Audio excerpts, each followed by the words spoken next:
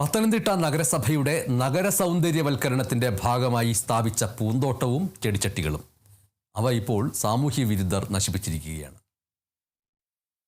ഒരു നഗരം ഏറ്റവും കൂടുതൽ വൃത്തിയായി സൂക്ഷിക്കുക എന്നുള്ളത് അത് ആ കോർപ്പറേഷൻ ഭരിക്കുന്നതോ അല്ലെങ്കിൽ ആ പഞ്ചായത്ത് ഭരിക്കുന്നതോ അല്ലെങ്കിൽ ആ നഗരസഭ ഭരിക്കുന്ന ഭരണസമിതിയുടെ തീരുമാനമാണ്.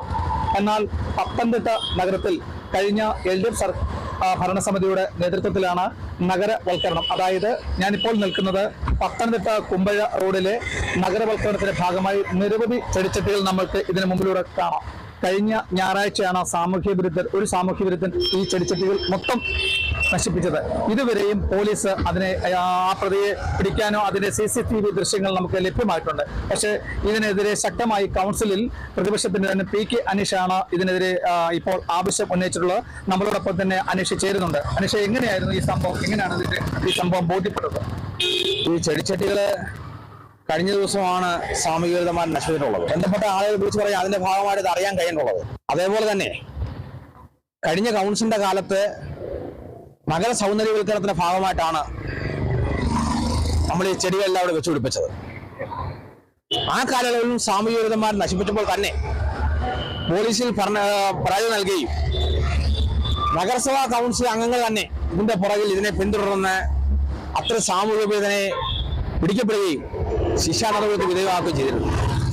എന്നാൽ ഈ കാലയളവില് ഇതുമായി ബന്ധപ്പെട്ട ഒരു കർശന നടപടിയിലേക്ക് പോകാൻ കഴിയാത്ത അന്തരീക്ഷമാണ് ഉള്ളത്. നഗരസഭാ ഭരണസമിതി ഇതുമായി ബന്ധപ്പെട്ട് പരാതി നൽകിയെങ്കിൽ പോലും ഈ ചെടിച്ചെടി നശിപ്പിച്ച ആളിനെ ഇതുവരെയായിട്ടും കാണാൻ കഴിയാത്ത ഒരു സാഹചര്യമുണ്ട്. അതിനിടയ്ക്ക് കൗൺസിൽ ഒരു ചർച്ചയ്ക്ക് വിഷയമായി എന്നും നമുക്ക് അറിയാൻ കഴിഞ്ഞിട്ടുണ്ട്. എങ്ങനെയായിരുന്നു കഴിഞ്ഞ കൗൺസിലിനകത്ത്, ഇന്നലെ നടന്ന കൗൺസിലിനകത്ത് ഈ വിഷയങ്ങള് LDFന്റെ പാർലമെന്റ് പാർട്ടി ലീഡർ എന്ന നിലയിൽ നഗരസഭാ കൗൺസിലിനെ ശ്രദ്ധയിൽപ്പെടുത്തുകയും അതിന്റെ ഭാഗമായി പല കൗൺസിൽ അംഗങ്ങളും ഈ വിഷയം കൗൺസിൽ ചർച്ച ചെയ്യുകയുണ്ടായി. കൗൺസിൽ അംഗങ്ങൾ പ്രധാനമായും സൂചിപ്പിച്ചത് നഗര സൗന്ദര്യവൽക്കരണത്തിന്റെ ഭാഗമായി നടത്തിയിട്ടുള്ള ഇത്തരം പ്രവർത്തനങ്ങൾ സംരക്ഷിക്കുക എന്ന ഉത്തരവാദിത്വം നഗരസഭാ ഭരണസമിതിയുടെയാണ്. ആ കാര്യത്തിൽ നഗരസഭാ ഭരണസമിതിക്ക് പോരായ്മ ഉണ്ടായിട്ടുണ്ടെന്നാണ് കൗൺസിൽ അംഗങ്ങളെല്ലാം തന്നെ കൗൺസിൽ സൂചിപ്പിക്കുന്ന ഒരു സാഹചര്യം ഉണ്ടായിട്ടുള്ളത്. ബഹുമാനപ്പെട്ട ചെയർപേഴ്സന്റെ മറുപടി അടിയന്തരമായി പരിഹാരം കാണുകയും ബന്ധപ്പെട്ട ആളുകളെ, ബന്ധപ്പെട്ട സാമൂഹിക വിരുദ്ധന്മാരെ അടിയന്തരമായി കണ്ടെത്തുമെന്നാണ് ബഹുമാനപ്പെട്ട ചെയർപേഴ്സൺ പറഞ്ഞിരുന്നത്.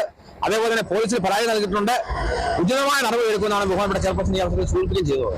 നമ്മുടെ ഇപ്പോ ഏതൊക്കെ ഭാഗങ്ങൾ മുതലാണ് ഇതിന്റെ ഈ സൗന്ദര്യവൽക്കരണം, ഈ ചെടിച്ചട്ടികൾ സ്ഥാപിച്ചിട്ടുള്ളത്? അവ എവിടെയൊക്കെയാണ് നഷ്ടപ്പെട്ടിട്ടുള്ളത്?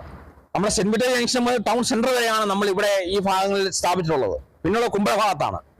ഇവിടെ ഈ കാർഷിക വികസന ബാങ്കിന്റെ അവിടെ മുതൽ ടൗൺ ഭാഗങ്ങളിലേക്കുള്ള 15ഓളം ചെടിച്ചട്ടികളാണ് സാമൂഹിക വിരുദ്ധന്മാർ നശിപ്പിച്ചിട്ടുള്ളത്.